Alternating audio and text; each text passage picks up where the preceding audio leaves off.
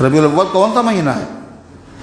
اللہ کے نبی کی ولادت کا مہینہ ہے، ہجرت کا مہینہ ہے، وفات کا مہینہ ہے، مگر یہ جلوس مدح صحابہ کیوں نکل رہا ہے؟ دو باتیں، ایک تو جلوس نکل کیوں رہا ہے، صحابہ کے نام سے کیوں نکل رہا ہے؟ اللہ کے نبی نے کیا کہا؟ نبی کو برا کہنے والا کوئی نہیں، صحابہ کو برا کہنے والے بولو ہیں یا نہیں ہیں؟ اشعار میں، تقریر میں، جلسے میں، جلوس میں، ہر طرح برا کہنے والے ہیں۔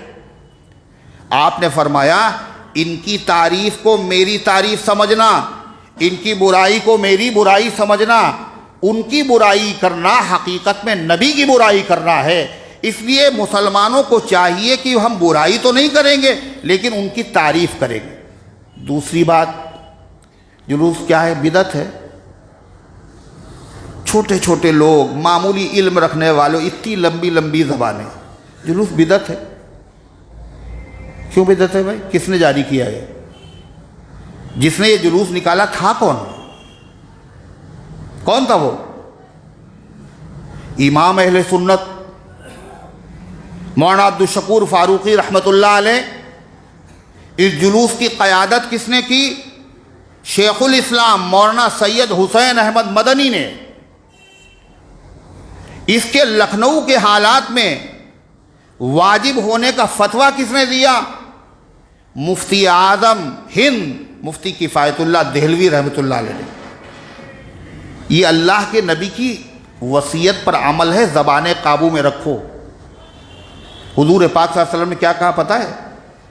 آپ نے فرمایا آپ کو اطلاع ملی کہ مکے میں کچھ لوگوں نے حضور پاک علیہ السلام کو برا کہا، صحابہ کو برا کہا، زبان سے نہیں، تقریر میں نہیں، اشعار میں برا کہا، مجمع میں برا کہا۔ جب یہ اطلاع آپ کو ملی مدینے میں تو آپ نے کیا کیا؟ اللہ کے نبی نے برا کہاں کہا گیا؟ برا کہاں کہا گیا تھا؟ مکے میں۔ کس نے کہا تھا؟ ارے کس نے برا کہا تھا؟ اللہ کے نبی کو برا کون کہے گا؟ مسلمان کہے گا؟ کافروں نے کہا تھا۔ کیسے کہا تھا؟ مجمع میں کہا تھا، تقریر میں کہا تھا یا اشعار میں کہا تھا؟ اشعار میں کہا تھا۔ جب اطلاع ملی تو اللہ کے نبی نے کیا کیا؟ مسجد نبوی میں صحابہ کو جمع کیا اور منبر رکھا اپنا۔ جب صحابہ جمع ہو گئے تو حضرت حسان ابن ثابت جو شاعر تھے ان سے کہا کھڑے ہو جاؤ اس پہ اور ان کا جواب دو، نبی کی تعریف کرو، صحابہ کی تعریف کرو۔ حضرت مولانا خلیل احمد صاحب محدث سہارنپوری فرماتے ہیں اس حدیث سے پتہ چلا جب کسی علاقے میں صحابہ کو برا کہا جائے اور جس انداز سے برا کہا جائے وہاں کے مسلمانوں پر لازم ہے، اور جہاں جہاں خبر پہنچے ان علاقے کے مسلمانوں کو چاہیے ان سے لڑائی نہ کرے، ان کی تعریف کرے۔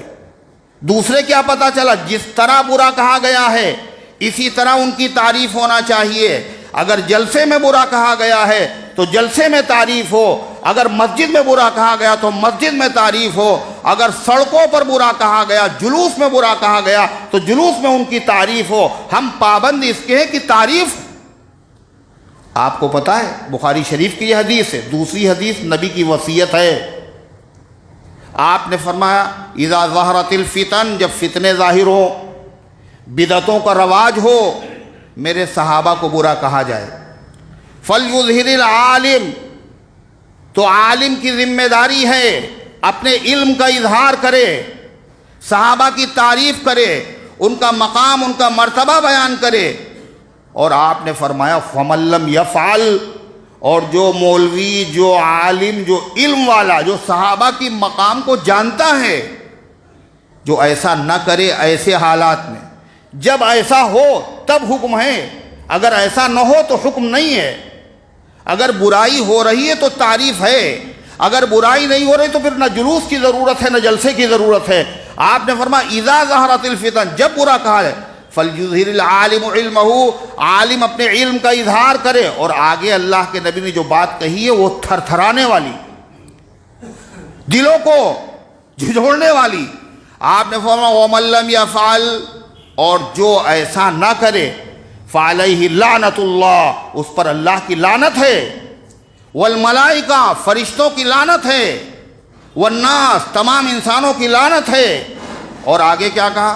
وَلَا يَقْبَلُ اللَّهُ لَهُ صَرْفًا وَلَا عَدْلًا، نہ اللہ اس کی نماز قبول کرے گا، نہ اللہ اس کا روزہ قبول کرے گا، نہ فرض قبول ہوگا، نہ اس کی نفل قبول ہوگا. یہ حدیث میں سنا رہا ہوں آپ. زبانیں اتنی لمبی لمبی، اس کی کیا ضرورت ہے؟ یہ تو بدعت ہے، یہ کوئی دین کا کام تھوڑی ہے، یہ تو اللہ کے نبی نے نہیں کیا ہے. اس لیے اس میں جانا چاہیے. اگر اس کو روکش ہو تو واجب، عام حالات میں مستحب اور عبادت ہے، ثواب سمجھ کے جانا چاہیے. تھوڑی دیر شرکت کر لے اس مجمع میں، یہ کوئی بدعت نہیں ہے، اور یہ اسی کے ساتھ مشروط ہے. جب تک یہ ہوتا رہے گا تو یہ بھی ہونا چاہیے. جس دن یہ چیز ختم ہو جائے تو پھر اس کی ضرورت نہیں رہے گی. اس لیے 12 تاریخ کو جلوس نکلتا ہے، اس میں شرکت کرنا چاہیے، صحابہ کی تعریف کے لیے، نعرے لگانے کے لیے نہیں، نمازیں قضا کرنے کے لیے نہیں. مردوں کو جانا چاہیے، عورتوں کو نہیں جانا چاہیے، اور ثواب سمجھ کے جانا چاہیے، تماشبین بن کر کے نہیں جانا چاہیے. اللہ ان گزارشات کو قبول فرمائے، عمل کرنے کی توفیق عطا فرمائے. سنتیں پڑھ لیجیے.